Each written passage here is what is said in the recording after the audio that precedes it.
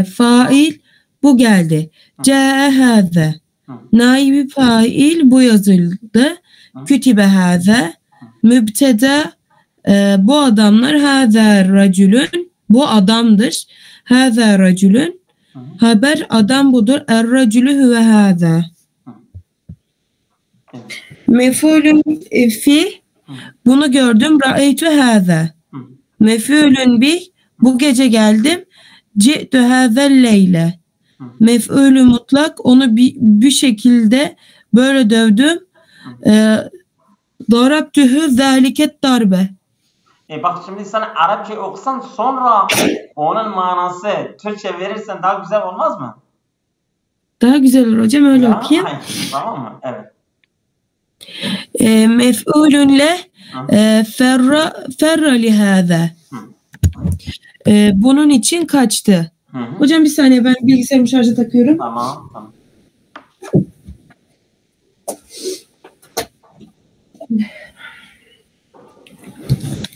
Pardon geldim.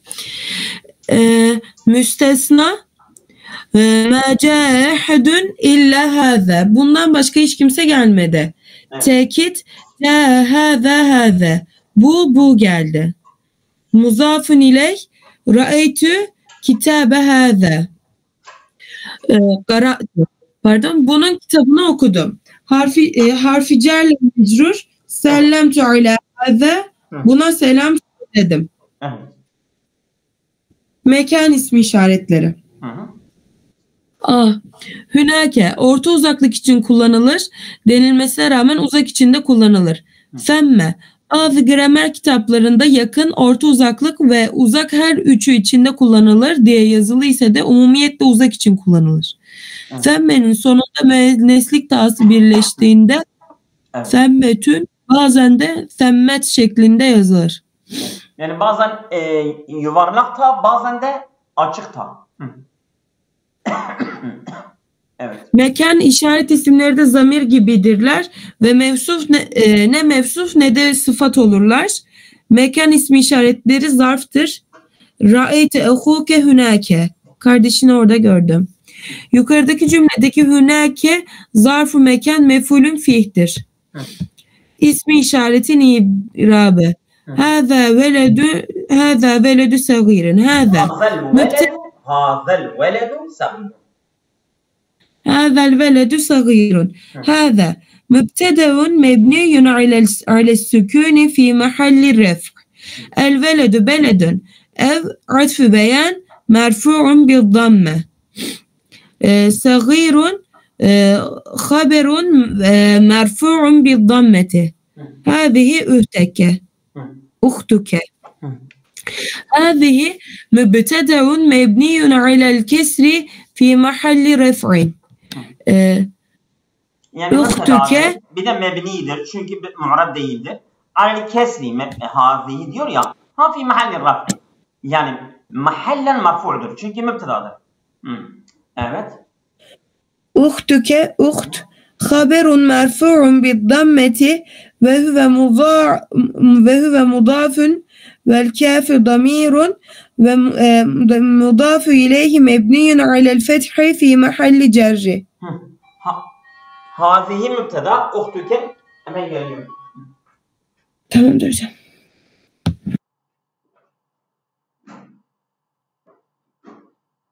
Evet. Devam edelim.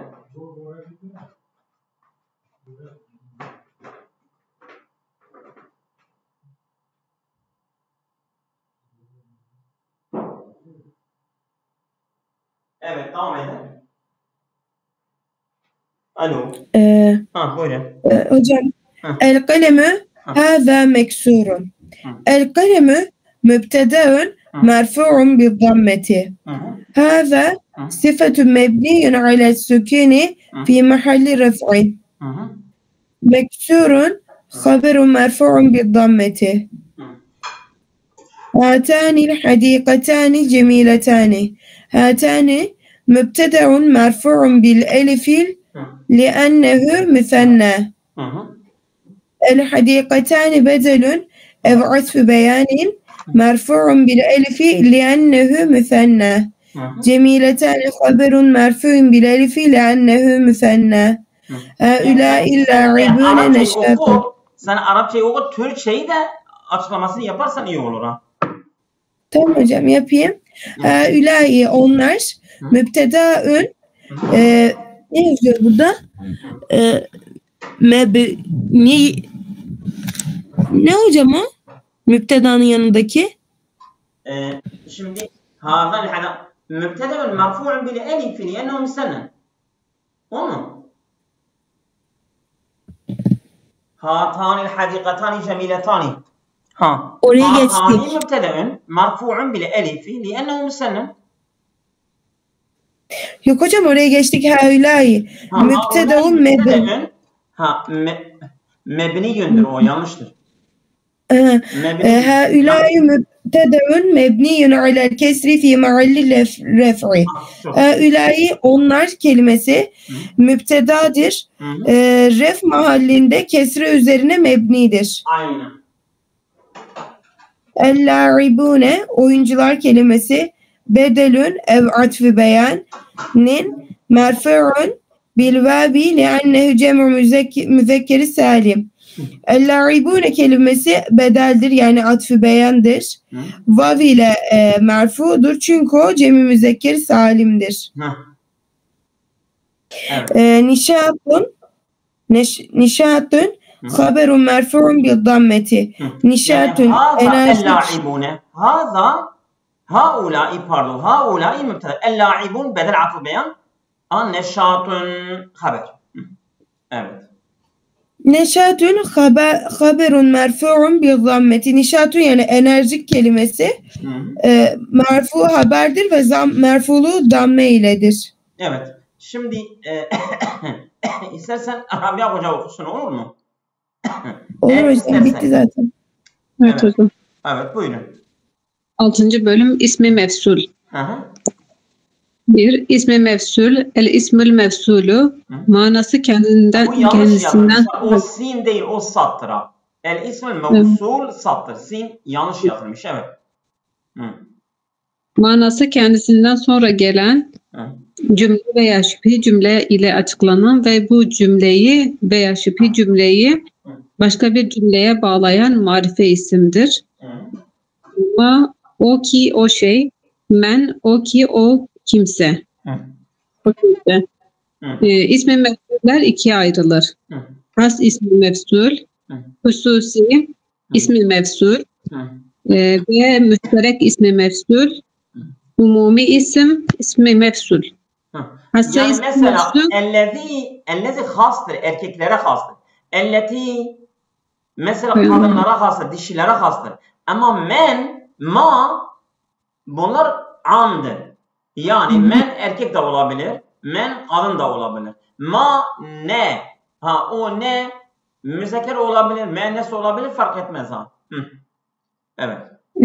Has ismi mefsul, hususi ismi mefsul, müzekker, müennes, müfret, tesniye ve cemi şekilleri, sigaları bulunan ismi mefsuldür.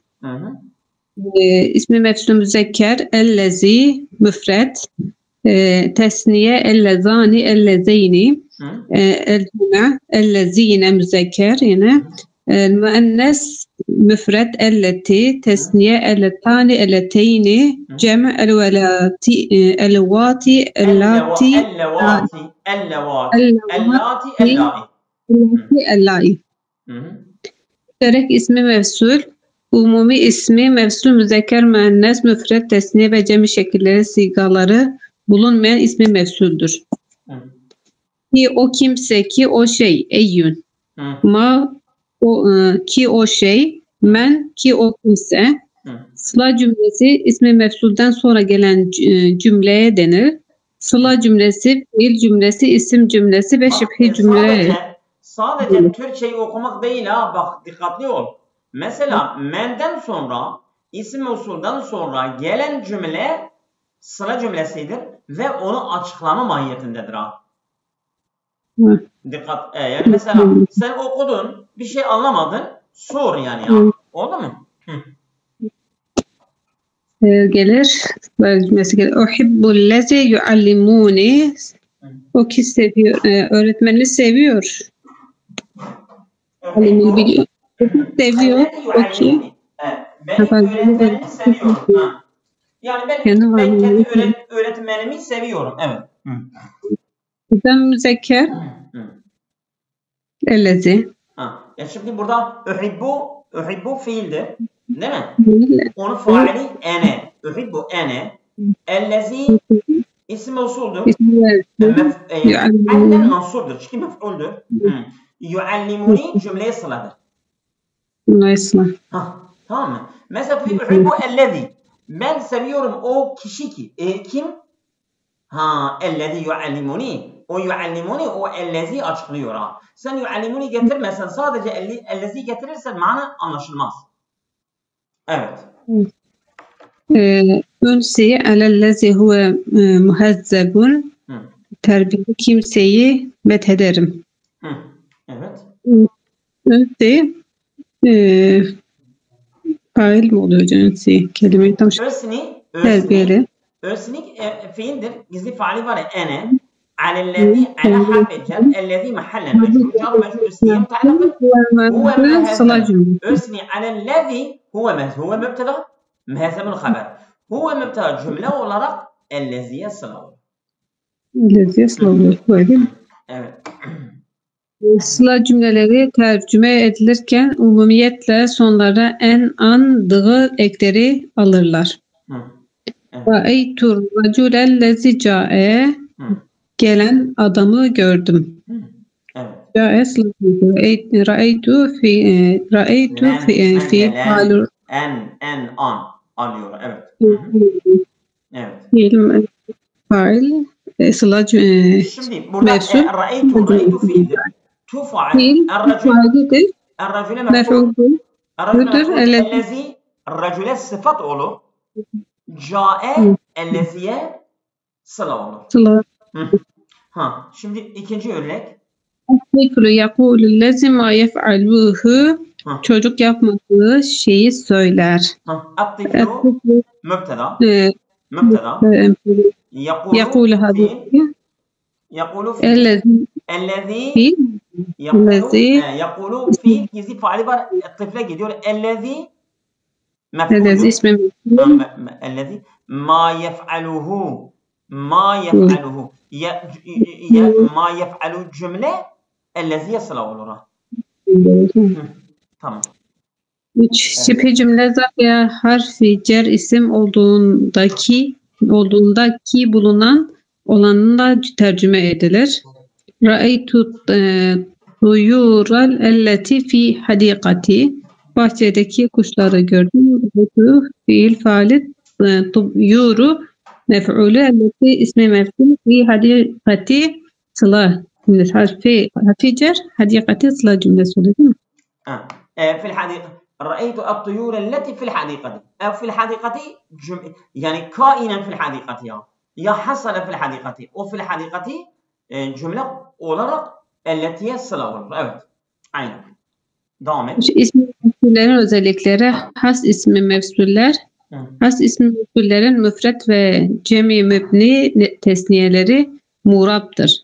Değişmez yani. Ca'ellezi ra'aytuhu ca'e fiil lezi ismi mevsul ra'aytu fiil faali oluyor değil mi? Gördüm kimse geldi. Müfret buradan. Evet. Gördüm ca'ellezi ra'aytuhu gördüm kimseler geldi. Burada yine aynı şekilde ra'aytuhum fiil faali cem gelmiş. Hüm müzekkeri. Ellezani ra'aytuhuma gördüm iki kişi geldi. Tesniye ra'aytuhuma orada tesniye oldu. İsmi mefsul da tesniye. Ra'aytullezeyni ca'e gelen iki kişiyi gördüm. Ellezeyni ca'a. Gelen tesniye burada da. Has ismi mefsullerin tesniye ismin irabı alameti gibidir. Ref halinin alameti elif, nasb ve cer hallerinin alameti ya'dır. Biz söyledik, hatırlıyorsunuz. Yani isim mevsul ve ism işaretlerin tesniyeleri mu'rabdırlar. Mebni değil. Mu'rabdırlar. Onların irabı da tesniyenin irabı gibidir. Yani raf halinde elifledir. Nesb ve cer halinde de ya ile. Ben bir daha söyleyeyim. Bak dikkatli olun. İsm-i mevsul ve ism-i işaretler her ikisi de tesniyeleri mebni değil mu'rabdırlar. Onların irabı nasıldır? Tesniyenin irabı gibidir. Yani raf halinde elifledir.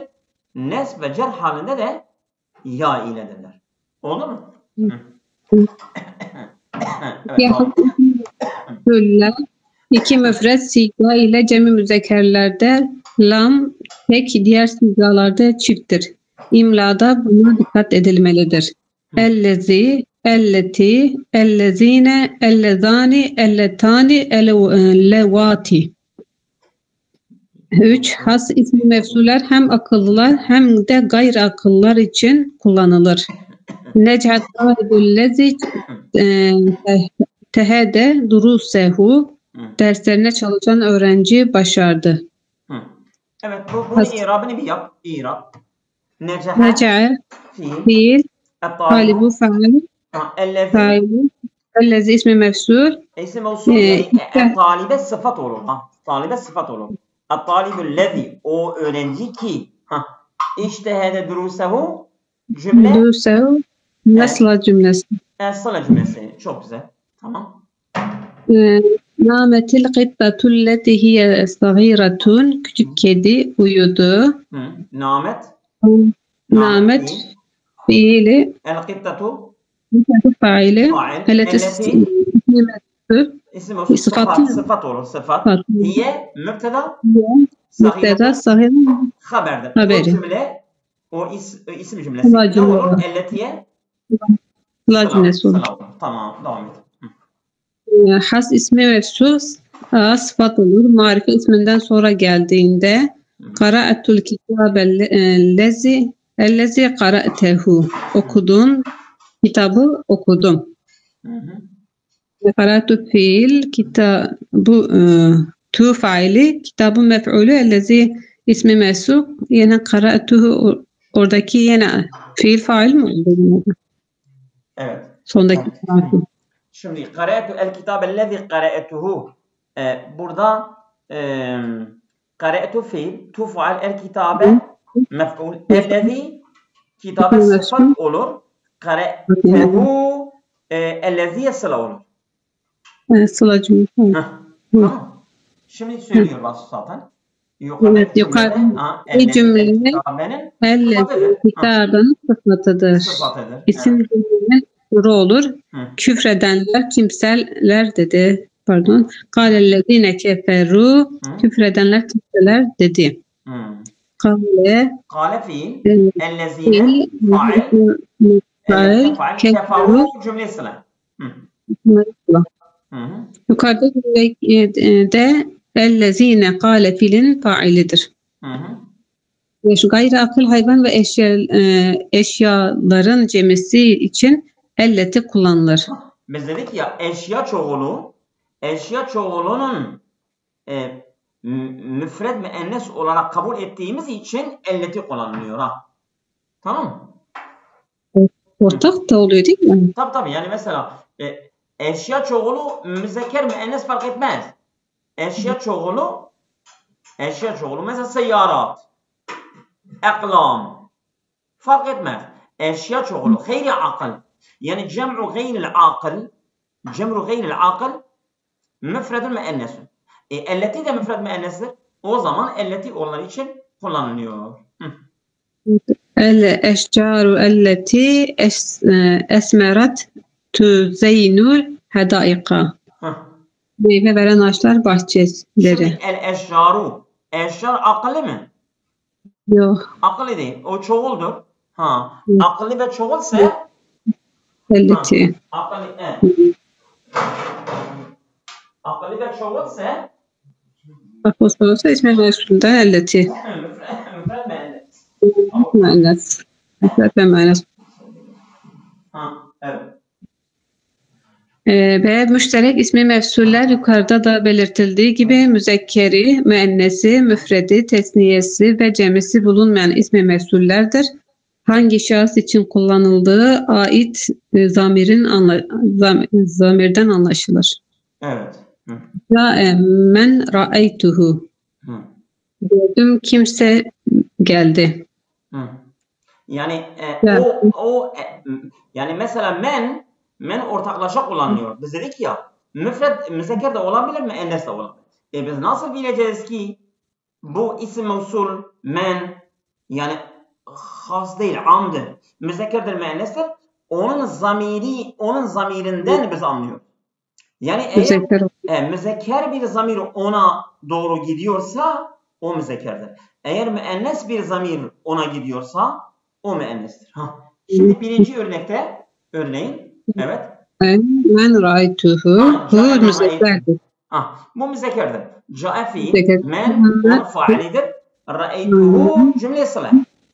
Değil mi? Mesela. Ca'a men ra'aytuha. Ca'a men ra'aytuha. Değil mi? Evet. Ca'a fiil, men onun faali. Ra'aytuha cümle sıla.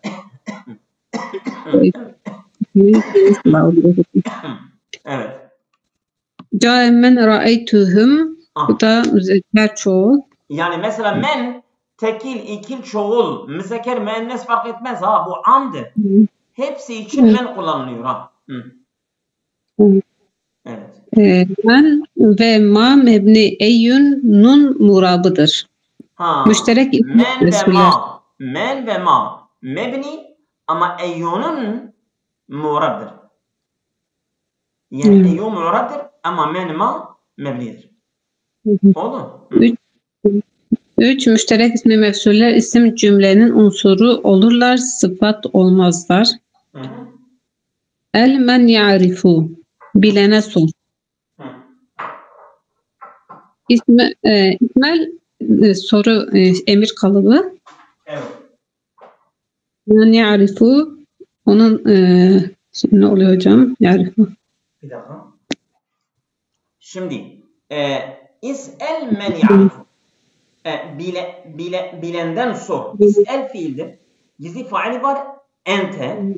Men mef'uldur. Ya'rifu cümlesine. Tamam. İs'el men. Sor. Kimden sor? Men ya'rifu. Kim biliyorsa ondan sonra. İs'el fiili emir. Gizli faali var. Ente. Men mef'uldur. Ya'rifu cümlesine. Mesela. Tabii mahallen mansuptur. Mahallen mebnidir yani. Mahallen mansuptur. Evet. Kara'e Ahmedu ma ketebehu.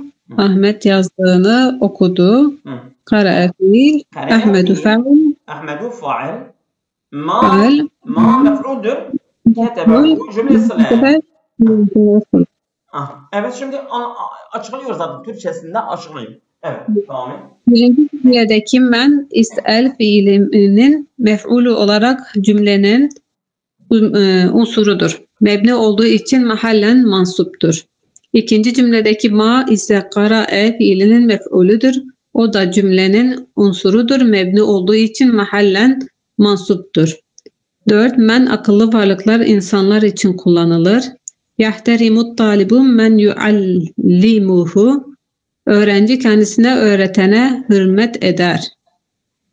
Yahtarimu fiil, talibu fail, men mef'ul, yuallimuhu onun sıla cümlesi oluyor. Sahip men tahsenu ahlakuhu. Allah ahlakı iyi olan kimseyle arkadaş ol. Sahip fiil. Fiil emir. Sahip ente yani. Faali var. Ente var. Men mef'ulü. Tahsen ahlakuhu onun tahsunu fiildir, ahlaku faaldir. Tahsunu ahlakuhu cümle olarak ne oluyor? Sıla cümlesi. Sıla cümlesi. Evet. Ma gayri akıl hayvan eşya için kullanılır. Şimdi men kimdir? Ama ma ne? Ne akıllı değil ki. Yani eşyalar için kullanılıyor. Ma eşyalar için kullanılıyor. Men de kim için kullanılıyor. Evet. Allemel insane ma lem ya'lem. Allah insana bildiğini öğretti. Halak 5. Bildiğini mi? Bilmediğini mi? Bilmediğini pardon hocam. Bilmediğini. Eğer biliyorsa neden öğretir ki? Bilmediğini öğretiyor. Allemel insana malem yani. Burada insanın bilmediği şey akıllı bir şey mi? Yok, ilimdir. Alleme fiildir. Alleme fiildir. İsim faali var. Huve Allah'a gidiyor. El insane mef'uldür.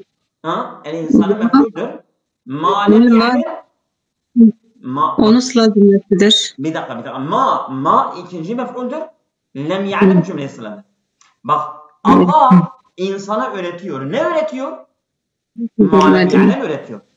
Malem ya'lemi öğretiyorsa o ikinci mef'ul oluyor. Çünkü bu alleme iki tane mef'ul oluyor. Alleme fiil gizli faali var. Huve Allah'a gidiyor. El insane birinci mef'ul. Ma ikinci mef'ul. Lem ya'lem cümlesi. Oldu mu? Yakulu tiflu ma la yef'aluhu. Çocuk yapmadığı şeyi söyler. Evet. Yakulu fiil. Tiflu fail. Ma yef'ul ma la yef'aluhu. Sıla cümlesi içinde burada barındıracak bir şey var değil mi hocam? Ma. Şimdi ma mef'uldur. La yef'aluhu cümle sıla. Cümle sıladır. Evet. Eyyü murattır. Men ve ma'nın yerlerine kullanılır. Eyyü yani mesela hem insanların içinde kullanabilirsin hem eşyaların içinde kullanabilirsin. Anladın mı? Yani ma ve me'nin yerinde kullanabilirsin. Yansuru ebahu eyyül evlade huve hayrun. Çocukların hayırlısı babasına yardım eden. Yansuru fiil abahu faili eyyül evlade eyyü mef'ul evlade. Hocam. Şimdi yansuru ebahu babasına yardım eder. Kim babasına yardım eder? Eyyül evladi. Hangi çocuk olursa huve hayrun o iyidir. O zaman yansurun faali ne olur? Yansur abahu evladu. Eyyül evladi. Eyyü faaldir. Evladu mudafun. Eyyül el evladi. Bak. Yansuru ebahu eyyül evladi huve hayrun. Yansuru fiil. Ebahu mef'uldür.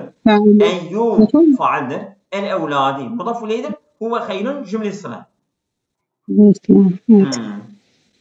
Tamam mı? Evet hocam. Yesurruni eyyuhum huve nacihun. Başarılı olan beni sevindirir. Tamam. Yusirru. Yusirru fiil. Ya mef'uldür. Eyyuh. Eyyuh faaldir. Hem mudafun ileyh. Mudafun ileyh nacihun. Cümle olmuyor değil mi? Evet. Not eyyunun müennesi eyyetündür. Bunu hangi? Erkek olsa eyyu. Dişil olsa eyyetün. Bunu hangi kadının söylediğini bana alimni eyyeten nisai galet haza. Bunu hangi kadının söylediğini bana söyle. Alimni ente yani sen bana öğret. Eyyeten nisai galet haza. Evet. Bunun irabı a'lim fiildir. Gizli var ente. A'limni. Bana öğret. Evet. Bak biz dedik ki alime iki tane mef'ul alıyor. Ya birinci mef'uldür. Eyyeten nisai eyye ikinci mef'uldür. Nisai mudafuleydir. Kalet haza cümlesine. Değil mi? Nasıl? Kalet fiil fail değil olmuyor mu? Kalet fiildir. Gizli faali var diye nisai gidiyor. Haza mef'uldür. A'limni eyyeten nisai kalet. Devam et. Diğer ismi mesuller harfi tarif elif lam müştaka isimlerin sıfat olanlarının yani ismi fail, ismi mef'ul, sıfat müşebbehe, ismi tafdilin önünde bulunduğu zaman ca'el zahibu ca'el ellezi yezhebu. Yani kimse elif lam varsa harf-i tarif müşterek isimlerin sıfat olanlarının yani ismi fail, ism mef'ul, sıfat-ı müşebbeh, ism-i tafdilin önünde bulunduğu zaman nasıl olur? Cae ez-zahibu mesela. Bu elif lam tarif o elif lam mevsulet var ya, ez-zahibu. O ellezi yerindedir ha. Yani cae ez-zahibu manası cae ellezi yezhebudur. Cae ez-zahibu o giden geldi. O giden geldi yani cae ellezi yezhebu. Cae geldi ellezi yezhebu. O giden geldi. Yani ez-zahib yerine ellezi yezhebudur. Aynı manadır. Parantez içindeki o ellezin değişimi oluyor. Elle sahibi. Ellezin yerindedir. Evet. Şimdi ismu fail, zahib ismu faildir. İsmu failin başına gelmiştir. Evet.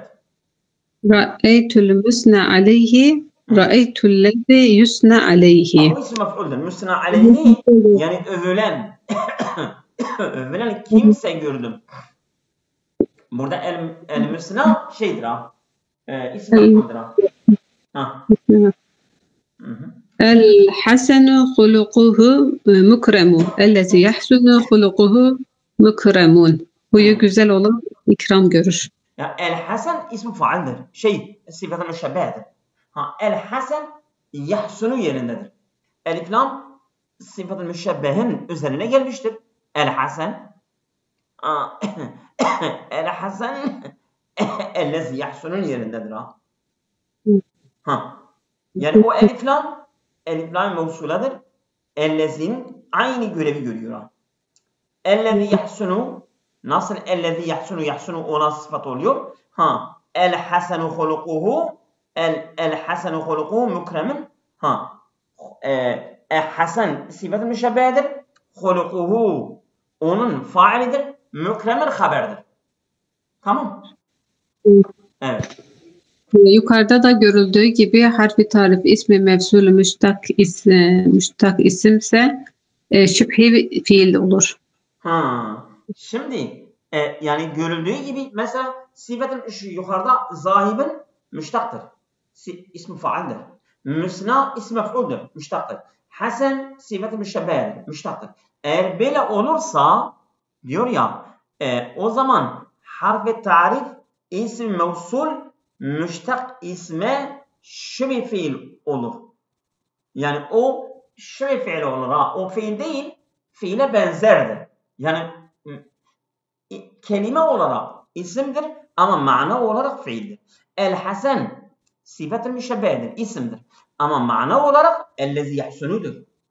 Manası fiildir. Ra'eytu el-müsna ra'eytu ellezi yusnidir.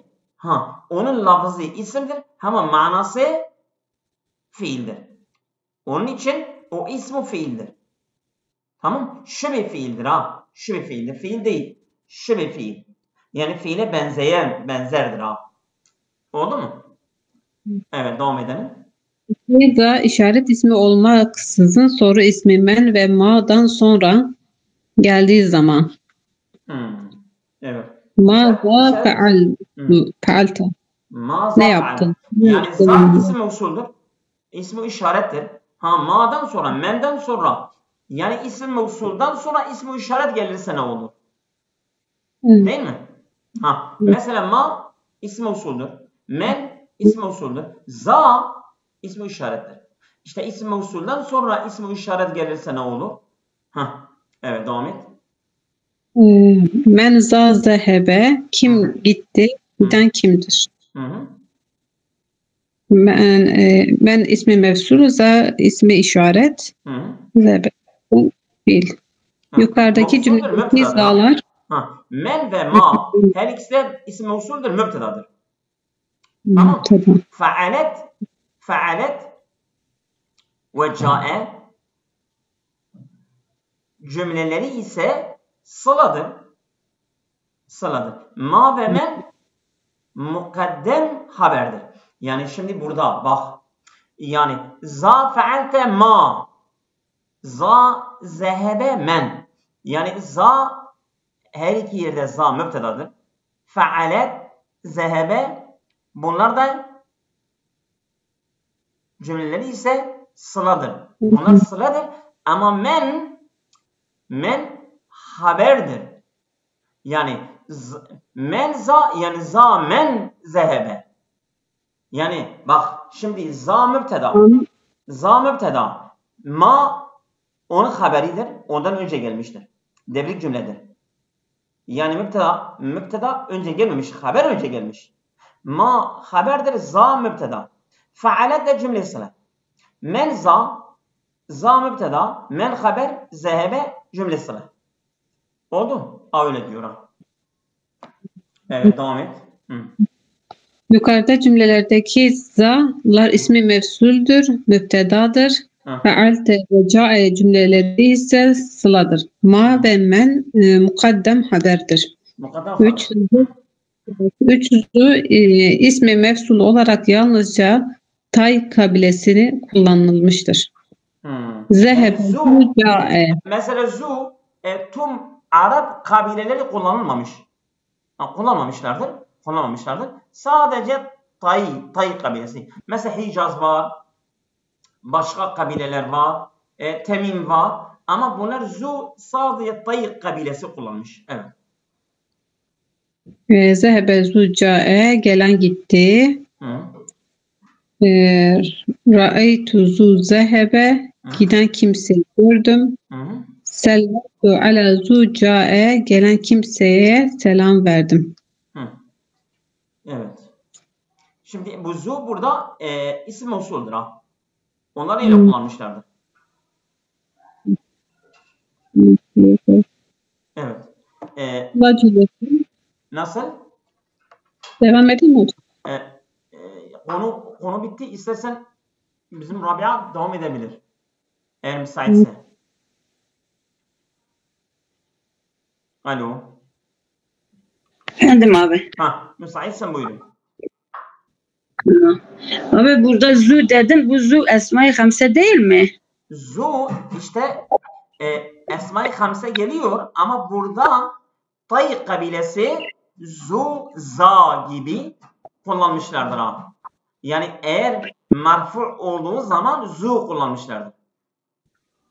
Ona İsmi işaret gibi kullanmışlar. Aynen. Evet. Nerede kaldık? Sılatul mevsul. Sılatul mevsul. Sıla cümlesi. Şimdi mesela isim mevsuldan sonra gelen cümle sıla-i mevsuldur. O sıla-i mevsulda mevsula uyumlu bir zamir de olması lazım. Mevsula uyumlu bir zamir de olması lazım. Tamam? Evet. Şimdi ondan bahsedeceğim. Tamam. Euzubillahimineşşeytanirracim. Bismillahirrahmanirrahim. İsmi mevsulden sonra gelen cümleye veya şibhi cümleye sıla cümlesi denir. Sıla cümlesi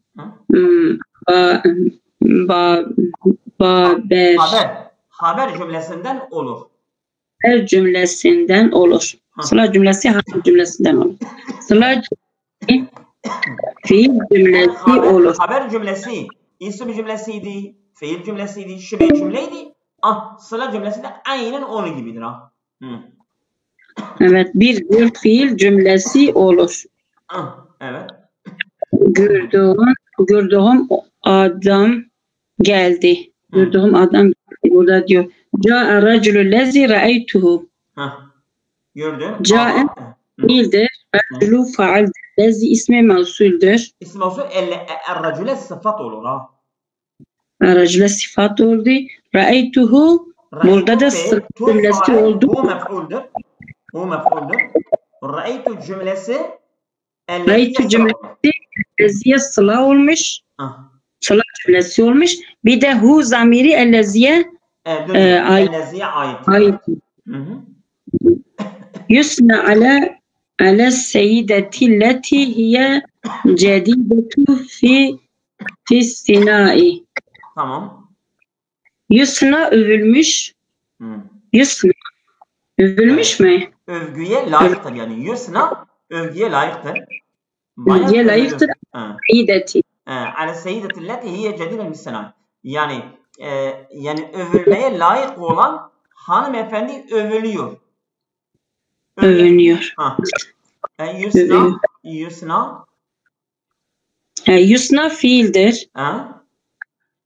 Onu failin içinde gizli mi? Ale seyyideti caru mecrur naibi faal olur. Ale seyyideti caru mecrur naibi. Elleti ale seyyideti elleti seyyideye sıfat olur. Senin mikrofonun ses veriyor. Bu fiil de meçhul fiil zaten. Hiye cediretun bis senai. Hiye cediretun bis senai cümle olarak o da sıla. Cediretun haber. İsim cümlesi elletiye sıla olur. Sıla olur. Zamiri nerede? Bis senai. Hiye. Hiye elletiye racidir. Evet elletiye. Tamam. Tamam. Övgüye ait. Şimdi cümle olur. Şimdi cümleye bakalım. Gasele veledu seyyaretehu leti emamel beyti. Şimdi cümlede zarf mesela. Zarftan bahsetti önce. Hem car-ı mecrur var hem zarf var. Zarf diyor, evet, zarf burada yazıyor. Şübhe cümle olur. Zarf, zarf. Çocuk evinin önündeki arabayı yıkadı. Evet. Gasele fiildir. El veledu faaldir. Seyyarete mef'uldür. Sifettir. Emam el beyti şeydir. Zarf muzafın ileyhidir bu. Aynı zaman zarftır.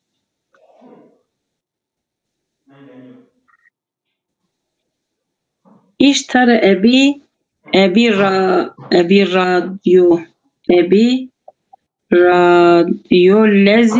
radyolezi alel mindadati. İştara ebi radyolezi alel mindadati. Masanın üzerindeki masanın üzerindeki radyo benim babam satın aldı. Evet. İştara fiildir. Ebi faal. Tabii ebi faaldir. Biz demedik ki ya mütekellim ona bitişince onun i'rabı takdiridir. Onun bu mahalle merfudur. Şimdi mecrur görünüyor. Takdirendir. Radyo lezi mef'uldür bu radyo. Mef'uldür. Radyo lezi niye bu? Radyo mef'uldür. Niye ötüreli gelmiş? Radyo kelime.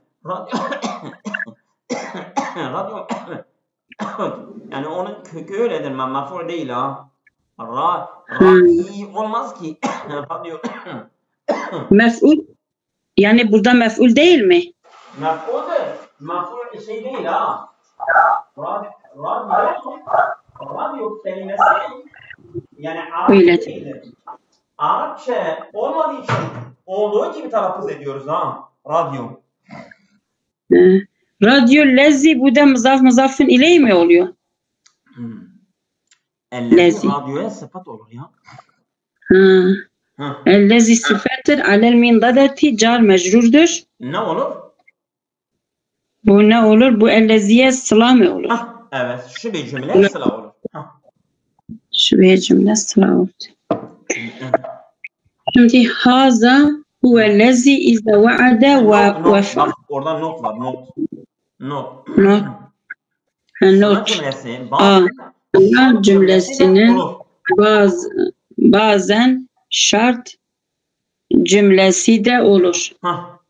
Yani olabilir.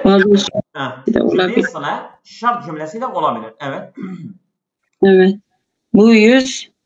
Bu söz Ya sen verdiği Arapçasını zaman oku, Türkçesini anlamıyor. Arapçasını oku. Haza huvellezi iza vaade vefa. Bu öyle biri ki söz verdiği zaman vefa gösteriyor. Evet. Müdür. Bu söz verdiği zaman yerine getiren kimsedir. Getiren biridir. Haza mübteda. Haza mübteda huvellezi. Haza huve. Huve de onun haberidir. Ellezi. Huve onun. Ellezi sıladır. Sıla yani. Evet olur. Yani zamire sıfat gelmez de ama yani bedel, atf, beyan falan gibidir ha. Haza huve ellezi. İza vaade vefa da sıla cümlesi olur. İza şarttır. Vaade fiil, vefa vaade izanın fiil şartı, vefa onun ceza şartı. İza vaade vefa şart cümlesi komple elleziye ne olur? Elleziye sıla cümlesi. Sıla cümlesi olur. Evet. Evet. Bu söz verdiği zaman yerine getiren kimsedir, evet. Ve ismi mefsullerin manaları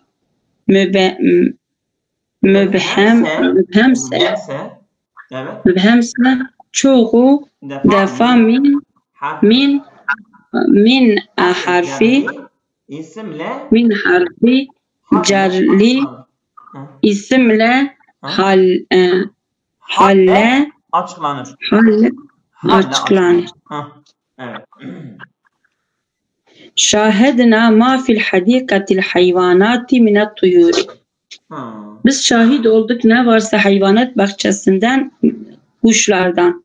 Tamam. Şahede Fiildir. Ma faildir. Evet. Ma mevsuldür. Mef'ul. Mevsuladır ama Mef'uldür. Fil hadikatil hayvanati car ve mecrurdur. Aynı zaman sıla cümlesidir. Minnet duyuri açıklıyor ha. Yani isim mevsulların manaları mübhem kalıyor burada. Yani bir kapalılık bir şey varsa açıklıyor. Bir dakika. Şimdi şahidine ma fil hadikat. Bahçelerde, hayvanat bahçesinde kileri biz izledik. Ama nedir? Hayvanat bahçesindeki şeyler ne varsa mübhemlik kalıyor. Orada kaparlık kalıyor ha. Kaparlık olunca onu açıklamak ihtiyacı duyuyor. Onu açıklamak için de harf-i cerre minnet duyuri dediği kuşlardan. Tamam. Şimdi biz hayvanat bahçesindeki eşyaları izledik. Eşyalar, bir sürü eşyalar var. Hayvanlar var, atlar var, inekler var vesaire vesaire. Sen neyi görmüşsün? Şimdi açıklıyor. Yani orada bir kaparlık var. Ma fil hadikati de mübhemlik var. Yani kaparlık var. Onu açıklama ihtiyacı var. Aminet duyuri o meni beyaniyedir. Onu beyan ediyor, açıklıyor diyor. Kuşlardan olan hayvanat bahçesindekini bizi izledik ha. Evet. Yukarıdaki cümlede minnet duyuri ma'yı açıklamaktadır. Bu tip cümleler için demek geliyor. Bu tip cümleler Türkçe'ye devam et aşağıda. Sıla cümlesine cümle-i mevsuliye. Dur. El cümletü mevsuliyetu denir. Bak. Biraz dikkat. Yukarıdaki cümlede minnet duyuri ma'yı açıklamaktadır. Bu tip cümleler Türkçe'ye tercüme edilirken ma'nın yerine mini attıyur getirilerek tercüme edilir.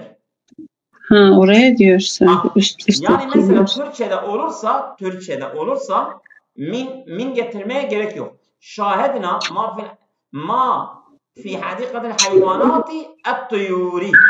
A diyecek diyor. Et-tuyuri. Min et-tuyuri. Min gerek yoktu Türkçe'de. Türkçe'de gerek yoktu. Ama Arapçada mı var?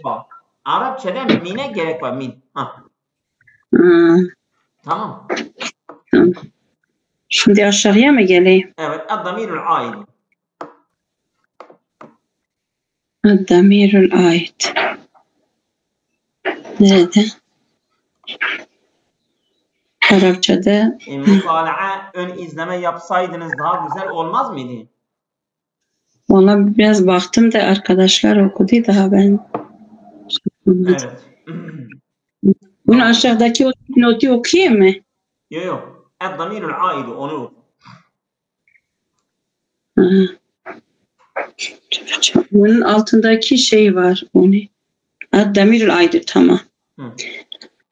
Ait zamiri.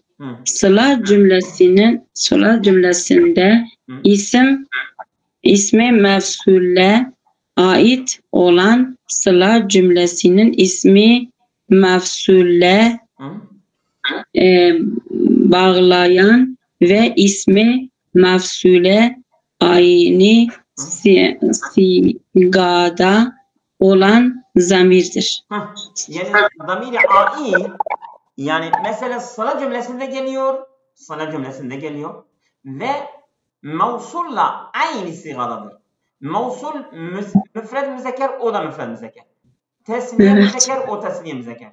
Cemi müzekker o cemi müzekker. Müfred müennes o neyse onu yani o da aynı öyle geliyor ha. Tamam. Mesela ellezî huve. Ellezâni huma. Ellezîne hum. Elleti hiye. Elletâni huma. Ellâti hünne. Öyle geliyor. Aynen ona göre zamir geliyor. Ait zamiri sıla cümlesine bariz açık müstefil veya hafifletmiş olarak bulunur. Yani bazen açık geliyor, bazen de hasf olarak. Yani orada yoktur. Orada hasf olmuş. Bu zamir bariz açık gelebilir. Müstefil şimdi bariz gelebilir. diyeceğim. Bir de hasfedilmiş gelebilir ha. Tamam. Bariz açık. Dövdüğüm burada Arapçası var. خمشني القط الذي ضربته.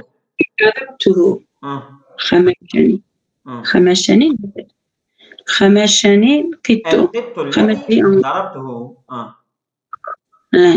Dövdüğüm kedi beni tırmaladı. Demek haşemet tırmalamadır. Evet. Haşemet ni mef'uldir, kittu fa'ildir. Lezi sifettir. Mevsul sifet oluyor. Darabtuhu darabtuhu. Fail hu mef'ul. O darabtuhu cümlesi sıla cümle. Damiri ait nedir? Damiri ait hu'dur. Damiri ait de hu. Hu ellezi müfred müzekker, hu müfred müzekker. Evet. Evet. Kittu'ya geliyor. Aynen. Elleziye geliyor. Ellezi. Elleziye geliyor. Evet. Sıla'ya geliyor. Şimdi mevsule geliyor.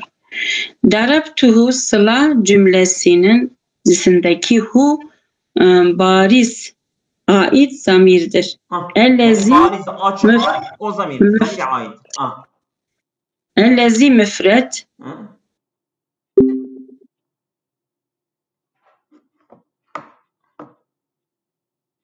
Alo.